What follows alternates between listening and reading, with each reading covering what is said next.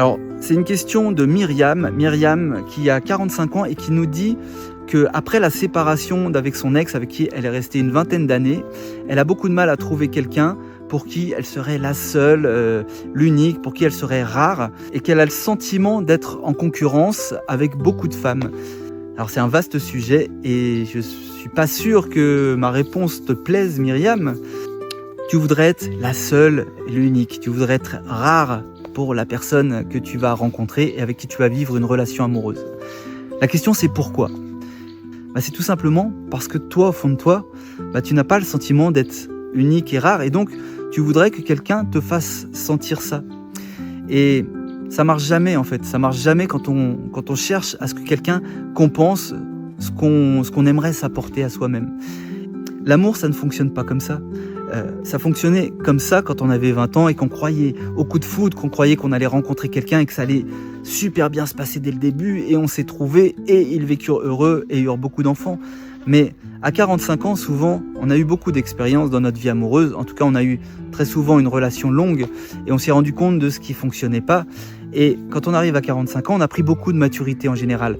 Et on a du mal à savoir ce qu'on veut, mais on sait ce qu'on ne veut plus. Et donc, on réfléchit beaucoup, on a pris beaucoup de maturité. Et croire que tu vas rencontrer quelqu'un comme ça qui va te faire sentir la seule et l'unique comme ça dès le début, c'est un petit peu utopique.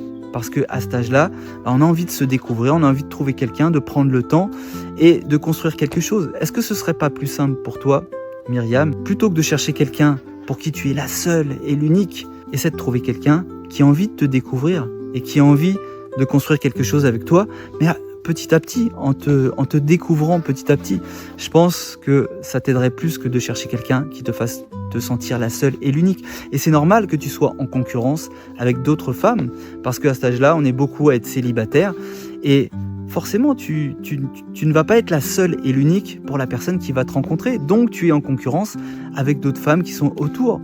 Mais petit à petit, quand vous allez construire une relation, quand vous allez apprendre à vous découvrir, parce que c'est ça une relation, c'est apprendre à découvrir la personne qui est en face, plutôt que de vouloir qu'elle soit comme on voudrait qu'elle soit.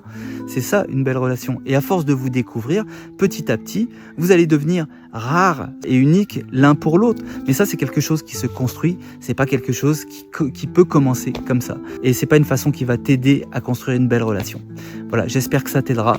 Et si toi aussi, tu veux que je réponde à une question que tu te poses sur ta vie personnelle, amoureuse, professionnelle ou ce que tu veux, écris-la en commentaire et j'y répondrai. Ciao.